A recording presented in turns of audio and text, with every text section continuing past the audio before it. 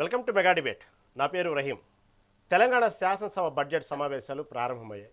ఈ సందర్భంగా గవర్నర్ శివప్రతాప్ శుక్లా ఉభయ సభలను ఉద్దేశించి రాష్ట్ర అభివృద్ధిపై కీలక ప్రసంగం చేశారు. తెలంగాణ ఆర్థిక వ్యవస్థ బలోపేతంగా ఉందని, దేశ జీడిపిలో రాష్ట్రం 4.99% వాటా కలిగి ఉందని, తలసరి ఆదాయం 4.18 లక్షలకు చేరిందని తెలపడం జరిగింది కదా. దీన్ని తెలంగాణను $3 ట్రిలియన్ ఆర్థిక వ్యవస్థగా తీర్చిదిద్దేందుకు ప్రభుత్వం రోడ్ మ్యాప్ కూడా సిద్ధం చేసిందని వెల్లడించారు. ఇప్పుడు ఇదే పెద్ద రగడకు దారితీసింది. అయితే గవర్నర్ ప్రసంగంపై ప్రతిపక్షాలు విమర్శలు గుప్పిస్తున్నాయి. బీఆర్ఎస్ నేతలు ఇది కాంగ్రెస్ ప్రభుత్వ స్వప్రచారమేనని ఆరోపిస్తుంటుంటే, ఇటు బీజేపీ నేతలు మాత్రం రాష్ట్ర అభివృద్ధిలో కేంద్ర ప్రభుత్వ పాత్రను ప్రస్తావించలేదు, మొత్తం ఇది రాష్ట్ర ప్రభుత్వ క్రెడిట్గానే చెప్పుకొచ్చింది, ప్రతి విషయంలో కేంద్రం వాటా ఉంది, దాన్ని ఎందుకు గవర్నర్ విస్మరిస్తున్నారు అనేటువంటిది ఇప్పుడు బీజేపీ ప్రశ్న.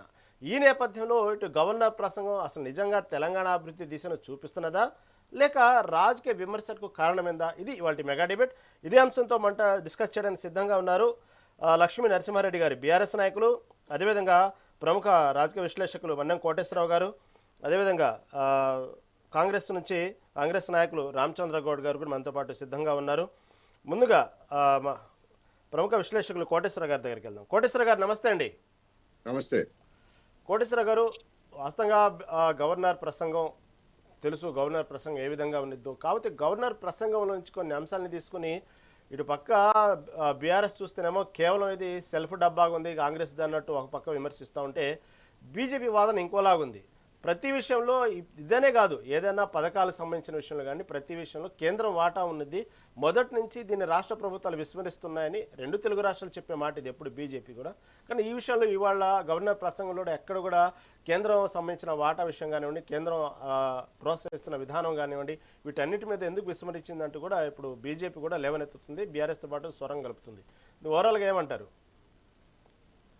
రహీం గారు, దక్షిణాది రాష్ట్రాల్లో బీజేపీని వ్యతిరేకించేటువంటి రాష్ట్రాలైనటువంటి కేరళ, తమిళనాడు, ఈ రెండు సందర్భాల్లో మనం చూసాం. ఆ రాష్ట్రాలకి కేంద్ర ప్రభుత్వం చేసినటువంటి అన్యాయాల గురించి గవర్నర్ ప్రసంగాల్లో ప్రస్తావించినప్పుడు వాటి మీద గవర్నర్లు వాటిని చదవకపోవడం లేదా పక్కన పెట్టేయడం, నిరసన తెలియజేయడం కర్ణాటక కావచ్చు, ఈ మూడు రాష్ట్రాల్లో మనం చూసాం. చిత్రంగా ఏంటంటే,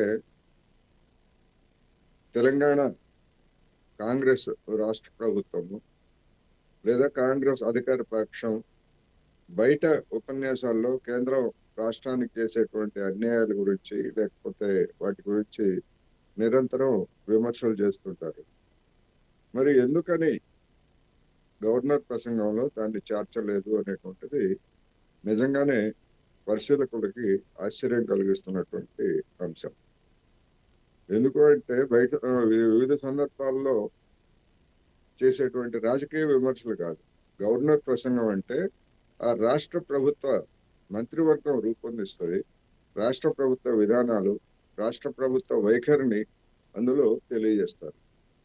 మరి అధికారికంగా రాష్ట్ర ప్రభుత్వం కేంద్రం నుంచి తెలంగాణకు అన్యాయం జరుగుతూ ఉంది, అనేక విషయాలు అనేటువంటిది బయట విమర్శలు చేస్తున్నటువంటి వాళ్ళు ఇప్పుడు ఎందుకు ప్రస్తావించలేదు అనేటువంటిది మరి అధికార పక్షానికి చెందినటువంటి వాళ్ళు సమాధానం చెప్పాల్సి ఉంటుంది.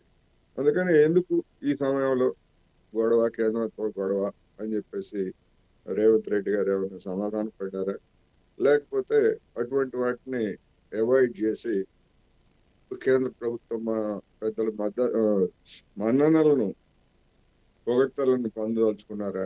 ఇలాంటి అనేకమైనటువంటి సమస్యలు సహజంగానే వస్తాయి. అందువల్ల ఇది ఖచ్చితంగా మిగిలినటువంటి బీజేపీయేతర పాలిత రాష్ట్రాల ప్రభుత్వాల గవర్నర్ల ప్రసంగంతో పోలిస్తే ఇది ఒక రకంగా చెప్పాలంటే చప్పగా ఉంది.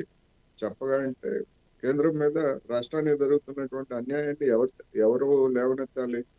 ఇక్కడ ఉన్నటువంటి ప్రభుత్వం లేవనెత్తాలి, ఇక్కడ ఉన్నటువంటి పార్టీలు లేవనెత్తాలి.